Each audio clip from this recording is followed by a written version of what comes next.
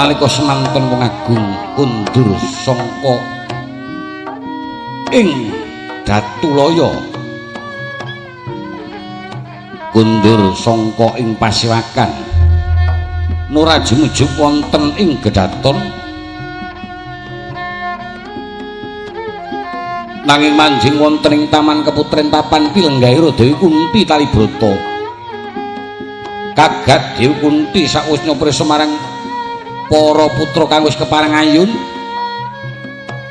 sigra urip mengdaya ing dereng kawiyosing ladhi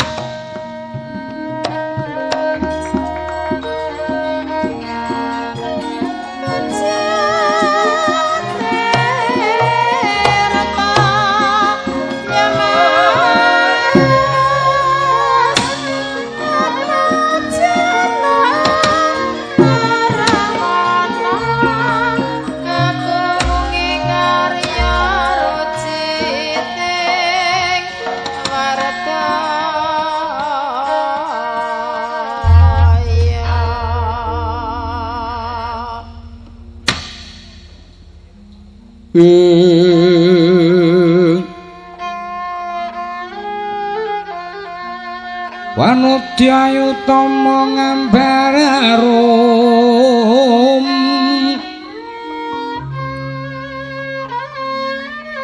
ngambararum sang aku sumo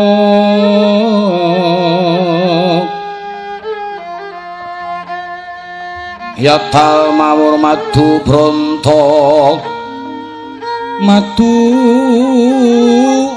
bronto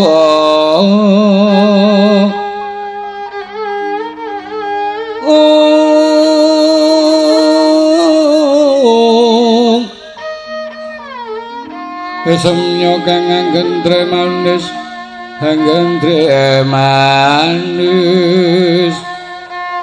ladinyo manggis karengat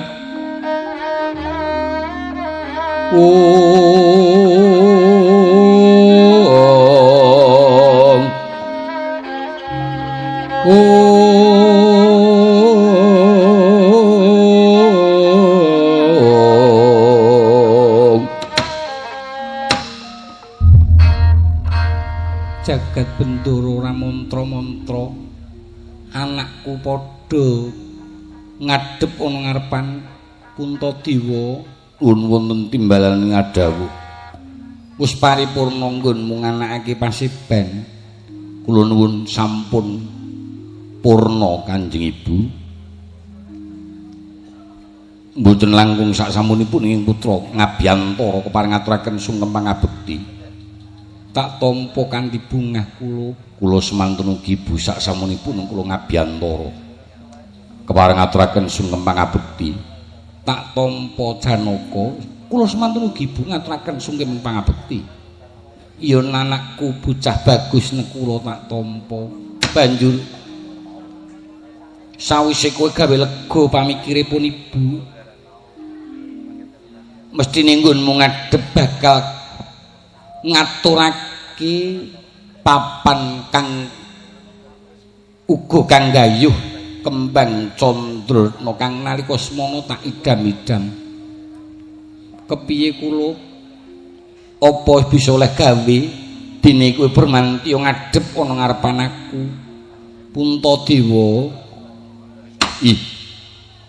salebetipun ingkang putra ngawontenaken pasiwakan wonten ing Stinggini dipun rawuhi dhumateng sedaya para sesepuh kalebet Koko Prabu Bathara Kresna ingkang saestu kula suwun rawuh wonten ing Setinggil negari Ngamarta sampun saged rawuh menapa ing dados pangidam-idamanipun ibu kula aturaken muntusanipun Koko Prabu Bathara Kresna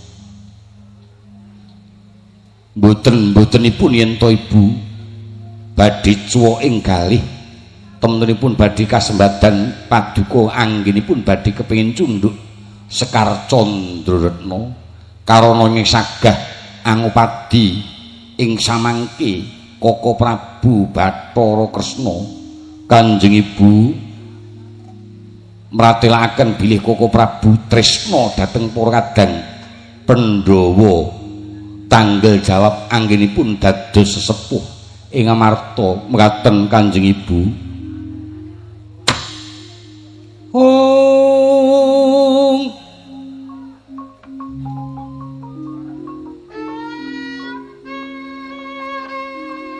ana dandang sangka sabrang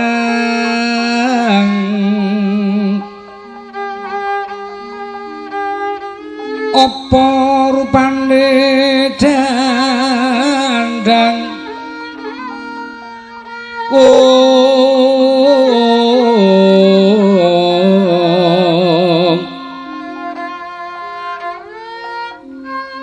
laring dandang curiga mewah pedang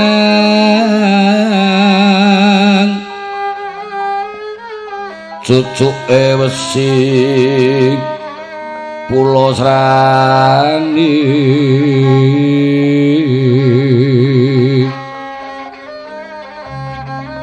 aja sira nyucuk Sri Sadono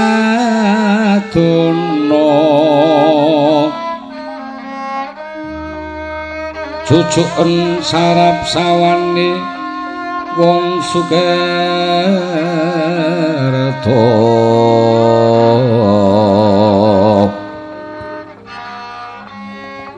amung pamuji Teguh Rahayu Wiyono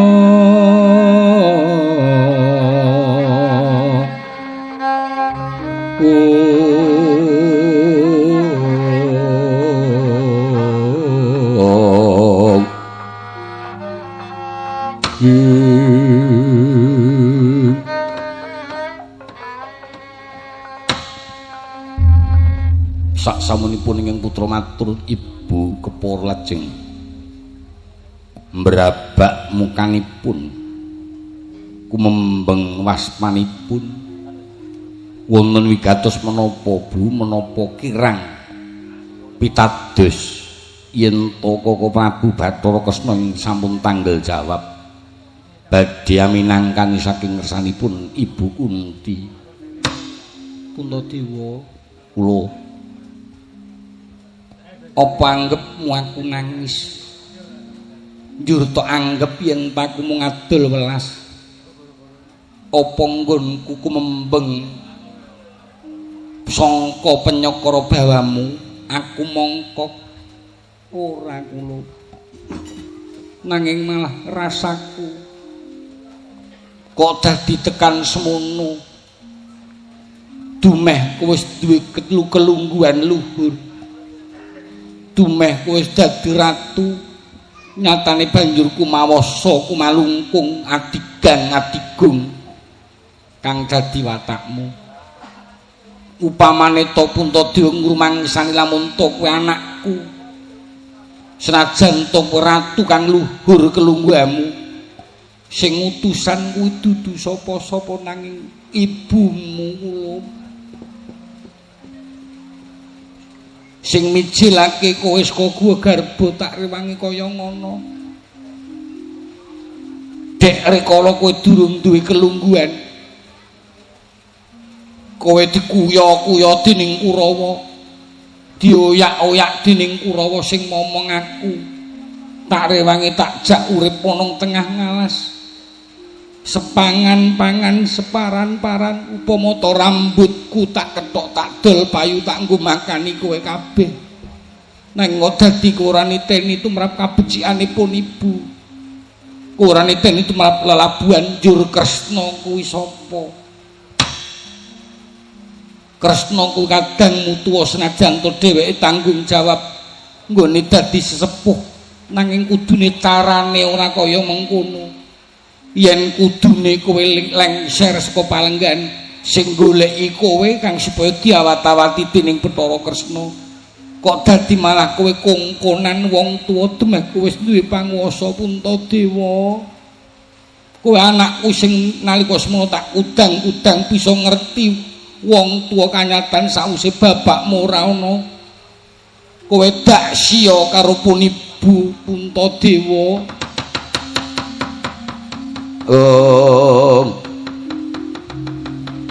Jaja bang maringo wingis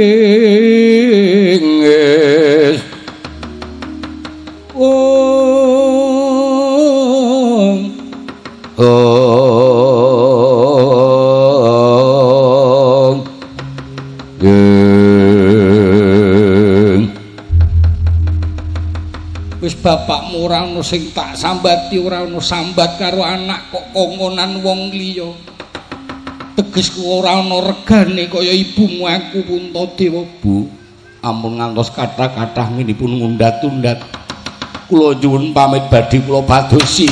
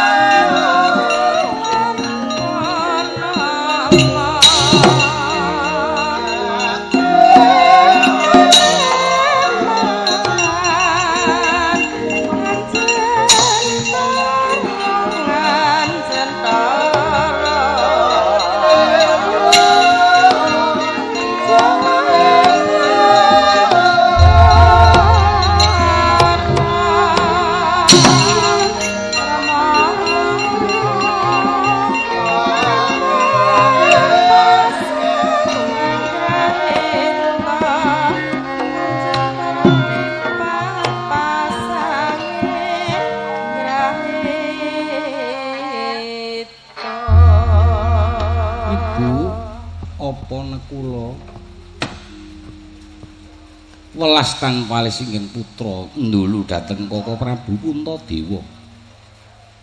Lajeng lenggar saking piswanan badhe ngupadi Sekarta Ndurukna wis saking dawuhipun Kanjeng Ibu wis karepen tinggo prihatin. Kowe wae neneku marang keparenging diwaya nggir. Muga-muga Ibu nggone duwe penyuwun bisa kasembadan kula mekaten. Kowe anakku sing tak domo-domo senajan to mbiyen aku ora ngetokke kowe. Nanging tak anggap anakku dhewe najan to anak ana arane. Kowe bocah lolo ora duwe wong tuwa. Lho nggih. Kowe ora sah lunga-lunga, Janaka ora perlu lunga-lunga. Ih, dateng sendika Kanjeng Ibu. Ayo nyuwun keparenging Bathara muga-muga kadang tansah manggih karaharjan sedalan-dalan kula dherekaken nyuwun Kanjeng Ibu. Kula dherekaken Kanjeng Ibu.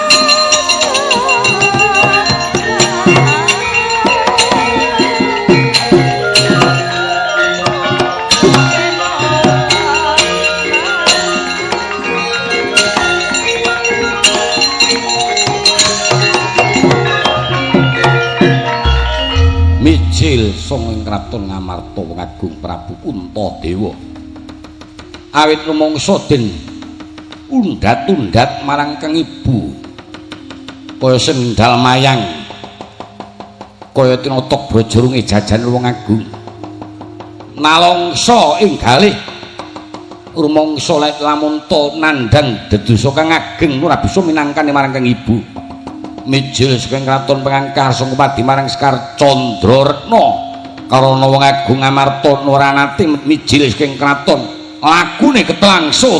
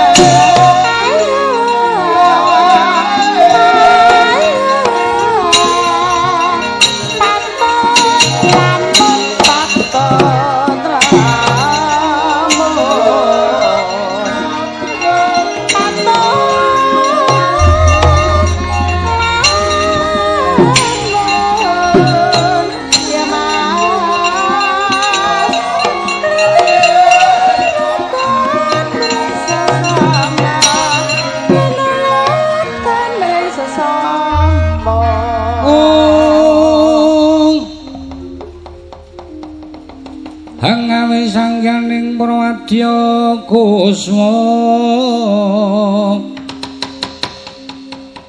nyang aku muruh bendhe munyo mangungkum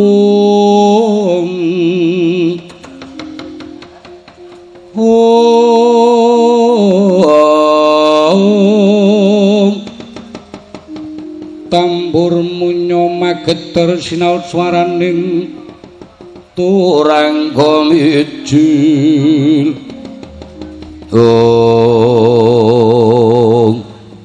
nyadung dawuh paman kula nyadung dawuh Kang Mas iki do mlumpuk lek gek dadi timbali wis gek do mlumpuk gek didum kae pira aku pira ngono Gatotkaca lho Antarja lho Setyaki lho Antasena apa iki kowe do menengo tak dawuh karo kadang Gatotkaca lan Antarja karemu Gatotkaca kula Antarja kula kowe tak timbali nang ngarepan dadya kawuhanamu sing dirempung ana setinggil ngenani bab eyangmu Ibu Kunti nggone ngayunake kembang Candraretna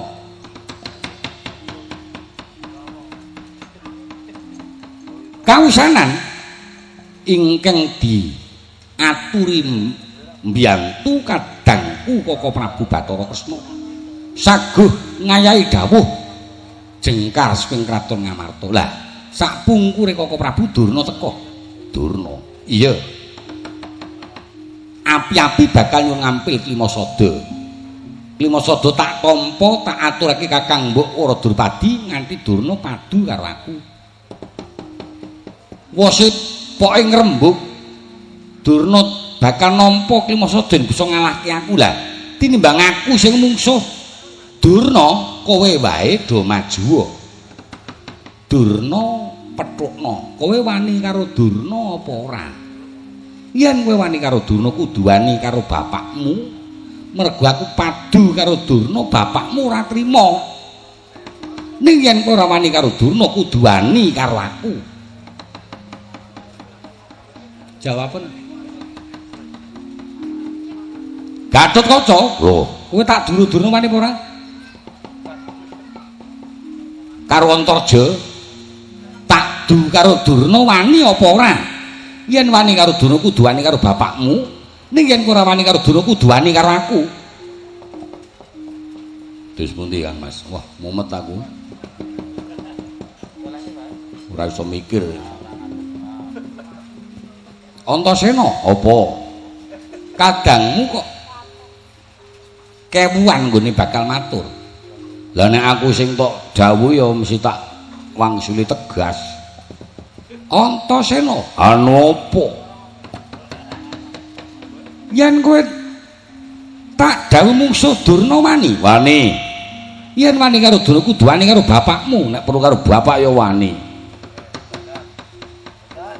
Kae sing mijekake kowe, ayo apa bapakku kan nek pancen luput ya tak lupute, nek gelem ora gelem ya wis. Ora kok kudu sing luput ming anak. Wong tuwa ya kadang-kadang iso luput. Ha nek iso ya kudu dibenerke bareng-bareng. Ana parikane godhong tela godhong isru harus dibenerke bareng-bareng ngono. Ora tau pethuk kowe iki. Aku wani. Kula iki wani, kula iki wani. Kene mung do tiru-tiru senengane. Ayo tirunen aku nek iso. Iso. Nek kowe dawuh Pak Cilistake ket mau mesti temandang mau kowe nek karo Durna sengit. Pisan sengit ping pindhone pancen lengganan. Ayo dawuhna Pak Cilistake ra wani. Setyaki, lho. Wani karo Durna, wantun. Nyuwun pamit.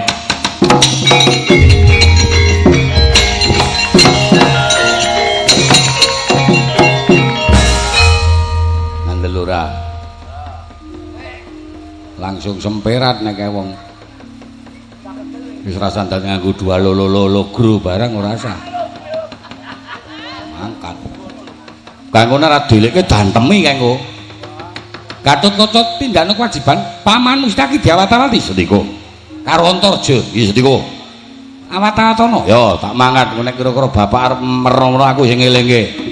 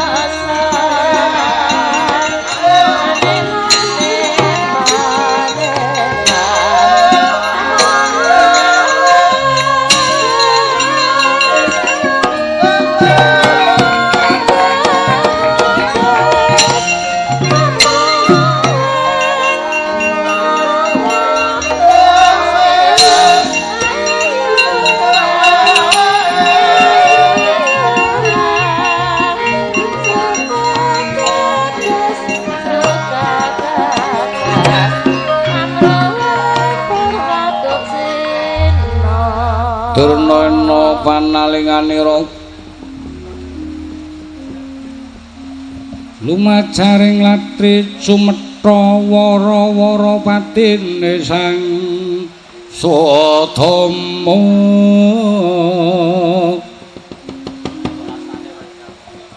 ngengetono patine Kacah Hestitama linenggak sang Trusna jemena kabeh sanan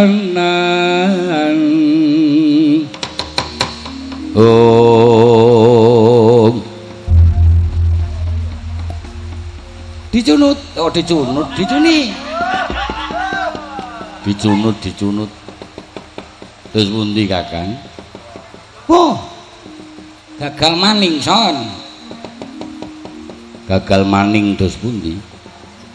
Kula mlebet wonten Ngamarta Nggih. Pengangkah kula saged pinanggih kaliyan anak Prabu Bathara Kresna jebul mboten. Anak Prabu Bathara Kresna mboten wonten. Lah rak cuwa kula wis ngoyo-oyo tekan Mborwati komplang, Ngamarta nggih komplang. Saking putenging manah kula api-api badhe nyuwun ngampil Lima Sada. Oh, rak ngoten diparingke. Mboten. Oh. Sebabe napa kok mboten diparingke? Sebabe wonten salah siji anggota Pandhawa sing mboten lila. Sedhi apa? Rak ngoten. Nganti padu kalih kula. Oh. Sediwa kok sumbar iso mboyong Lima Sada nek iso ngalahke aku. Pengangah abang rai kula. Oh. Jaja muntak lir ki netap. Kasabeta merang sagedeng bal dadi edanon. Malah suluk. Ha, Waduh jan. Nanti kelengkangan aku. Sampune kula medal sepriki dereng wonten kabul kawisanganipun Sedewa dereng nututi. Kurawa kembal. Ditata dicuni ngepung kraton Ngamarta kula pethone Sedewa. Dos pundi menika mangke? Sedewa ngulungake Ki Masada mboten. Oh nggih, Swatama lengseros kepisawanan budal napa Radyabala. Mundur sang Swatama undang sang ya prajurit bendhe bere saraya umyangkul bergurneng uskur tambur myang suling bawanden tuhu dalu taklir jolo diyan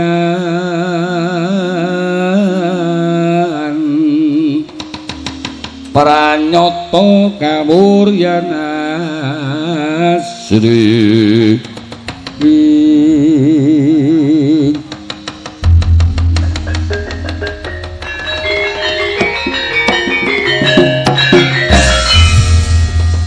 bocah prajurit lho tindakno kewajiban ngepung wakul baya mangap kraton Ngamarta iki ana perkara sithik antarané mung salah paham Rama Begawan Dunan Sedewa aja nganti padha mung enak kapienak mangan enak sing tanpa ragat ana keladuke Sedewa wani marang Rama paedah apa kuwi digawa tekan kene Sedewa dicekel dadeke pengewani mari kanca jantan ayo seragame sing cilik kuwi aku ki sing gedhe dak kula ki nyewa lho rasa tenanan ora disuwe-suweke sewengi 50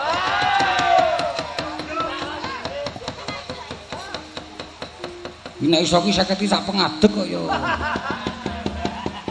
Ameng klambi tok gurih sing ngombahe mesti bathi. Paling ora 40 wong sabune ping 10.000. Kowe iki rasa hiyik kowe iki. Ngono kok dadak tok etong. boro-boro gelem ngumbahke kringeting para wadyabala. Gek ora mesti ana sing parfum nganggo sabun mintri barang. Sampun perdandanan Raden. Sikepo gegaman piranin prae kaya tak aturake marang Paman Sengguni. Wis nyorampung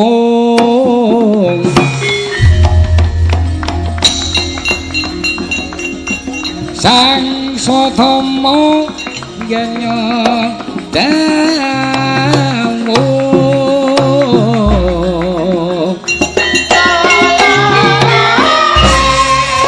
mrengapun wadyabala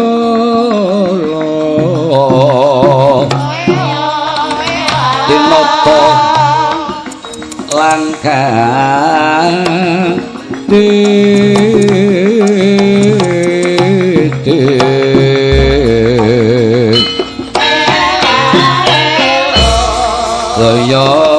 daya kang Sotama ninga Purwadyabala swawega samya pacak pabarisan.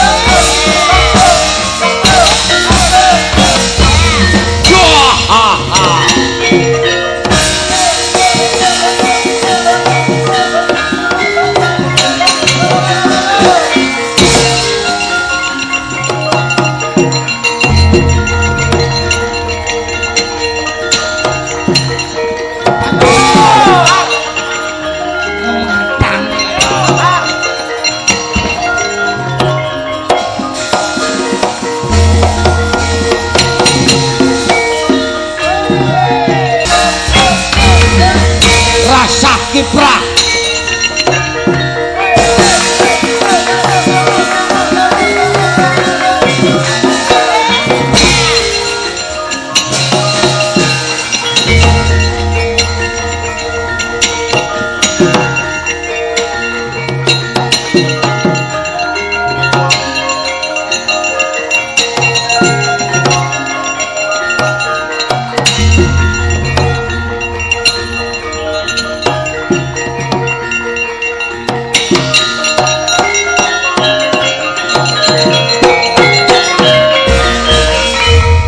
Anita kang agare wangsit Pindha kumbang semadu sarening tawang sarening tawang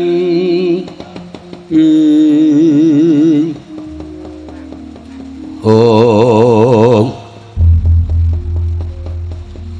dijunut meneh kula kok dereng weruh tejane Sediwa. lho nggih dereng Kakang Duran Kono cunut aku Duran. Badhe kula padosi Sediwa. nggih ngatos-atos Kakang Durna.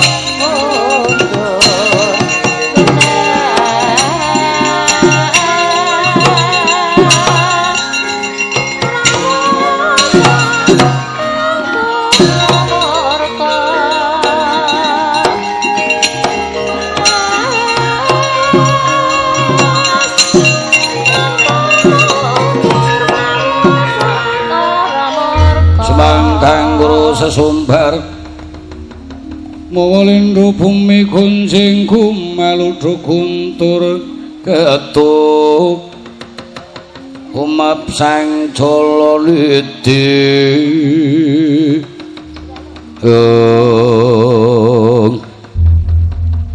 lho lah kok Setyaki ngono ngarepan aku dadi badan wakile Kang Mas Dewa bener kowe mau nganti perkara kulawan Kang Mas Dewa ya heeh lah rembuge Sedewa piye Cik kowe bisa mboyong Klimasada yen bisa ngalahke Setyaki mergo aku wakile Kang Mas Dewa waduh kok modele kok wakil-wakilan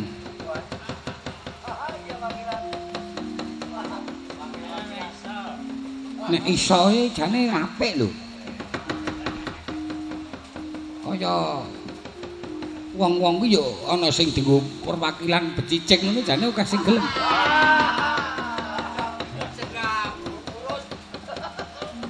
Ya ki, ana paran. Kowe wong Dwarawati. Kudune ora perlu ngerti bab iki. Iki urusane pusaka Ngamarta dudu pusaka Dwarawati. Lan kowe ora bener yen kowe mbelani Sediwa. Mergo Sediwa bocah lancang wani karo wong tuwa. Tak ibaratke sabda Pendhita Ratu gunemku marang kowe. Mung gelem bali apa ora? Yen ora gelem bali, lara apa sing tok jaluk? Kowe tunggale Sediwa. Wani karo wong tuwa nyecamah karo Durna. Iki wis taun 2011 meh taun 2012 yen taun 2010 pancen Durna kalah karo Setyaki ning nek taun 2011 iki urung karuan nek aku menang karo kowe apa ora padha tegese kleru cangkemku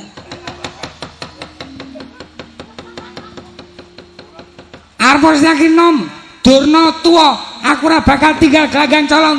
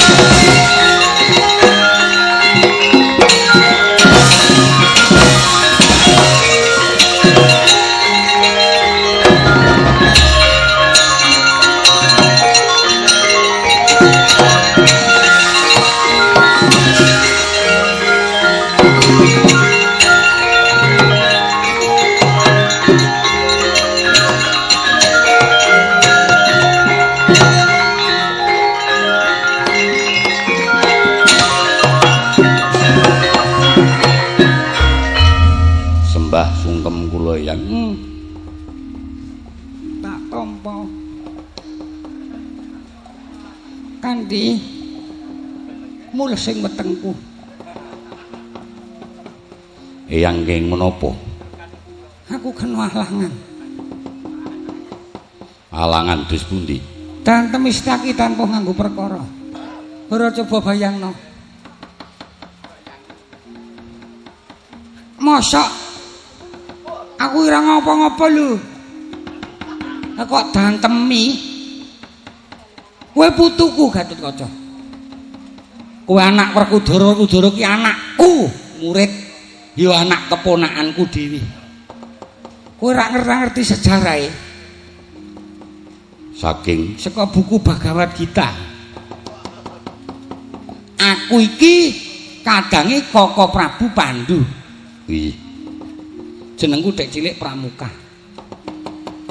Pandhu karo Pramuka dadi siji.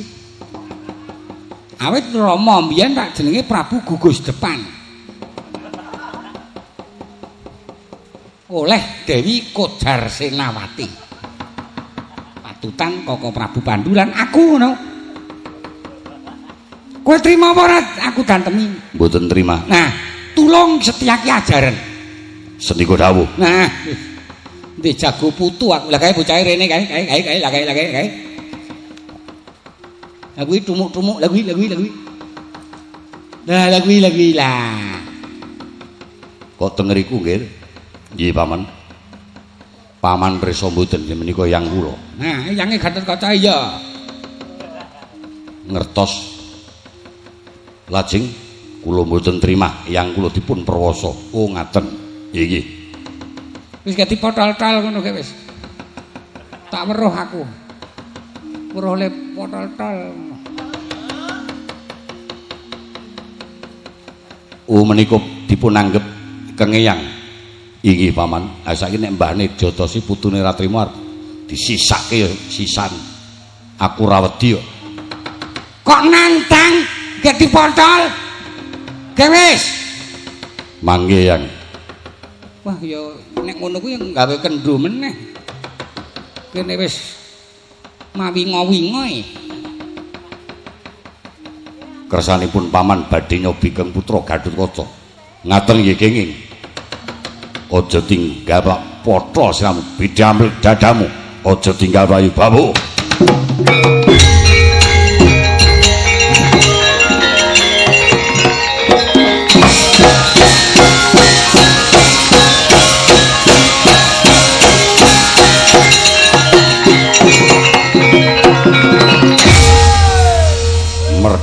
Merdeka. Gusti Allah nyuwun pangapura. Wah, mereka.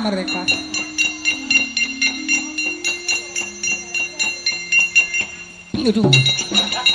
Ngopo ngono lho? Pripun? Mereka dicuni. Mereka pripun? Danteme cah loro. Ana wong tuwa dikempongi. Cah cilik-cilik sian kebangetan temen. Kula dantemi Setyaki. Oh, Dede Sediwa. Dede dantemi tampani Gatotkaca. Yang aku nampa alangan. Kados pundi? Lara-laraipun peristiwanipun kados pundi yang? Ngoten Gatotkaca. Suarane nganti tamul-tamul. Ki ngene nggih aku ki diperwasa saiki mongko urung karuan luput aku ki. Kowe ndeyang dipolong wong trima ora? Mboten. Mboten. Mangke kula belani.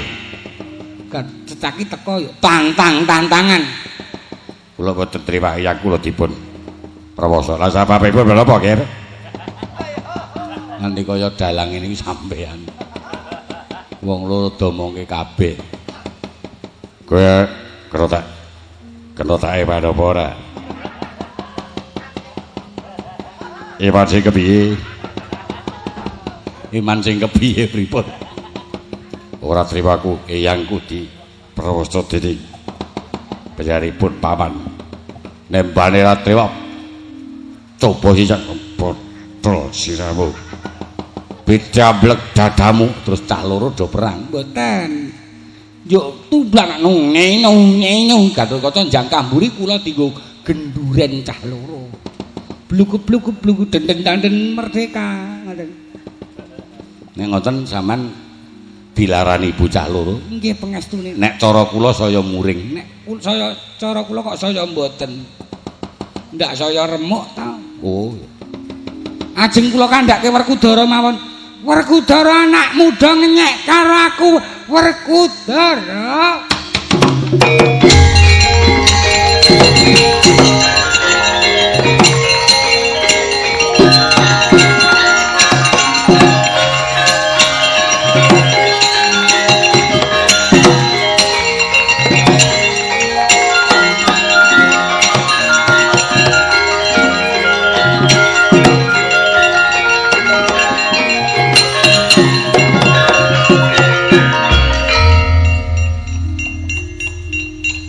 Bapakku Werkudara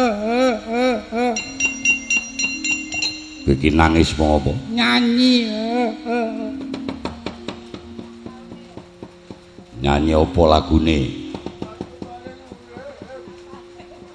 Aku terbang Ora ana judul aku terbang. Aku dantemi Gatotkaca Siaki Werkudara. Kowe duwe welas karo aku apa ora kowe iki muridku sing tak tresnani nganti kowe ora mbelani karo aku anak muda ngenyek. Adimu ngenyak-nyak siraku nek kudune ora nrimakake anakmu ki putuku kok dadi wani karo aku. Apa pancen tok ajani? Aku ora mungsu ngajani. Nek pancen ora mungsu ngajani kudu karo tok ajar. Setiap kita ajar, nek kowe iso ngajar Siaki lan Gatotkaca mengko ngelmumu tak tambahi. Kosok bali nek nganti kowe ora bisa ngajar Siaki lan Gatotkaca kowe duwe ngelmu sing kaya ngapa tak jupuki kabeh. Tak sedot. Terus kowe tak santet mati. Kaya ngapa nggonku ngegulang kowe kaya ngapa nggonku bombong-bombong kowe Werkudara nek nganti kowe ora bisa gawe lega bapakmu. Lega ajare Gatot.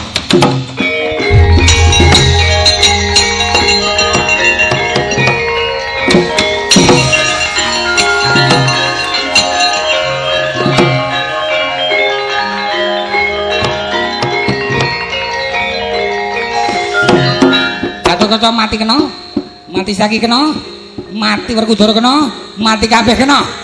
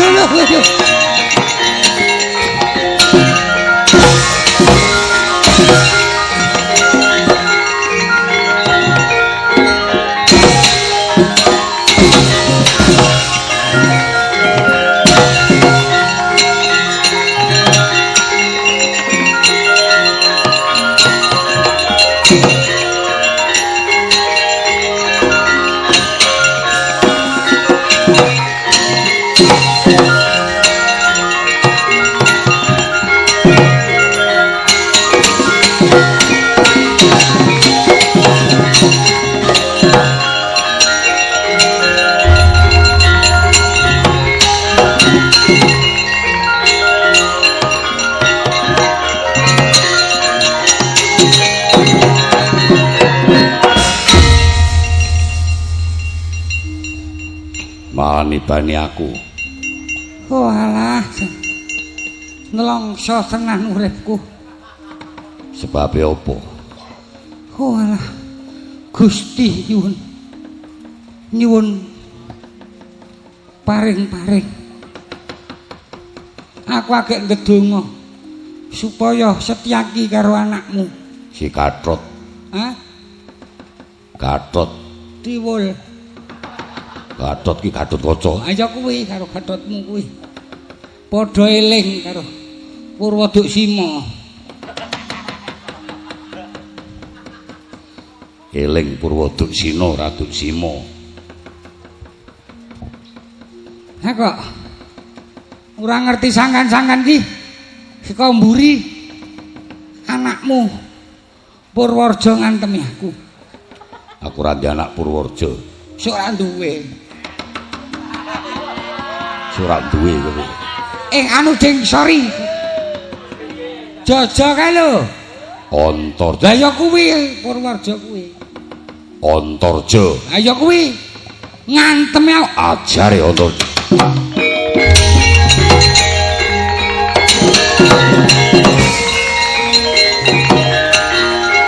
Terus. Aduh.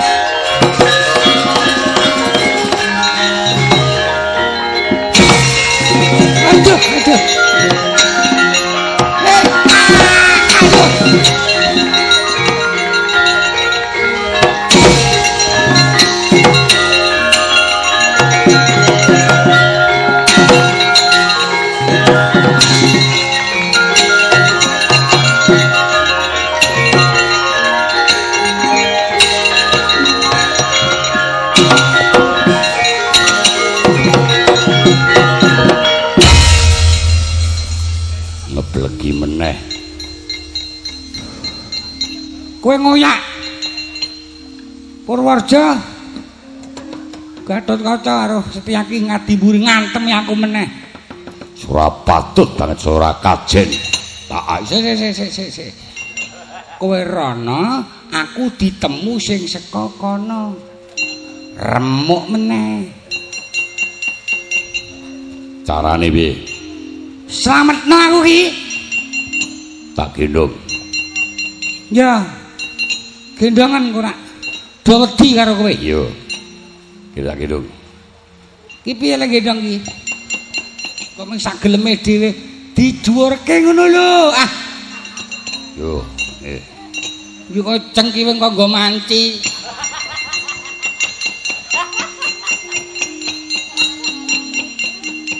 Ora durna dikekewer. Antarja tulung. Antarja lah Gusti Allah jan. Kepidak ora? ora.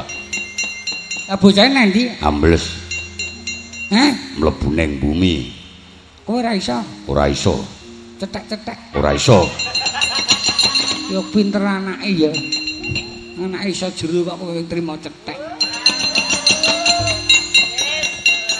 Ya ngono kuwi garek didikane, Ding. Gatotkaca tulung. Gatotkaca. Ah Gusti Allah Gatotkaca. Aku ki mau nek ora tok gendong mah iso melarikan diri lho. Nek gandeng tok gendong mah kok kesrimpung aku. Aku nek bengok iki gek kowe nolea. Ora dinguremuk. Antarja tulung. Antarja. Jian. Remuk tenan aku. Syukur kepiye? Ana wong tuane remuk kok mah syukur. Gatotkaca utuh. Setyaki Gusti. Setyaki. Aku patenono wae Werkudara. Aku ki nek bengok kowe iki ndang nolea. Yo. Karang kabutan awak kok yo. Antarja nah ngono kuwi lho. Beres.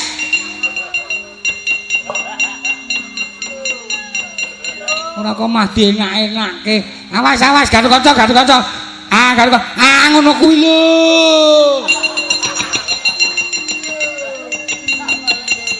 Yo. Dadi lega rasane tias. Awas Antarja. Nah, ngono kuwi lho. Aku masih muni lho kok kowe. Ndak aku ora melu marem. Awas tangi. Setyaki nah ngono kuwi. Lho. Ora. Lalu. Awas Antarja nah ngono kuwi. Ngono kuwi lho.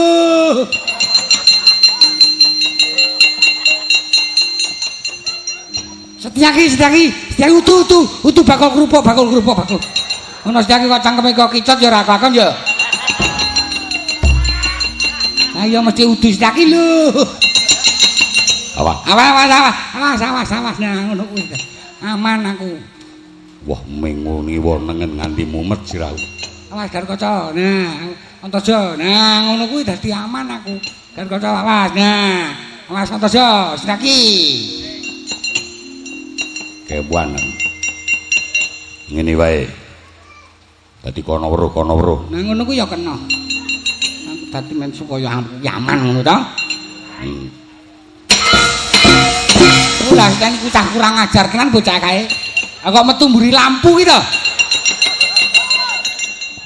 kurang ajar tenan metu mburi lampu cah iguh aku semlang nek metu mburi ki menggeteli rokokku jek kok.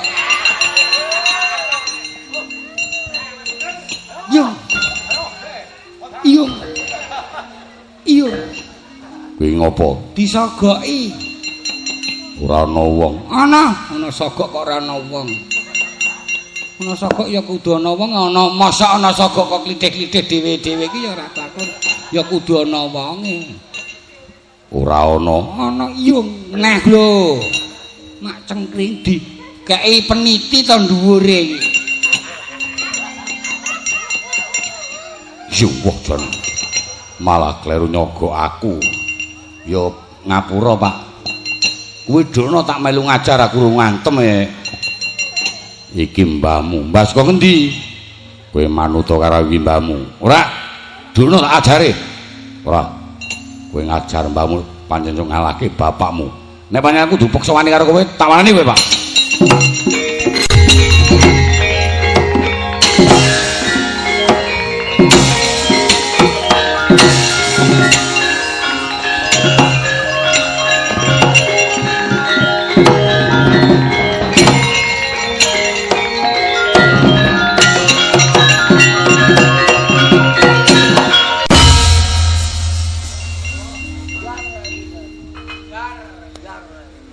Mutiar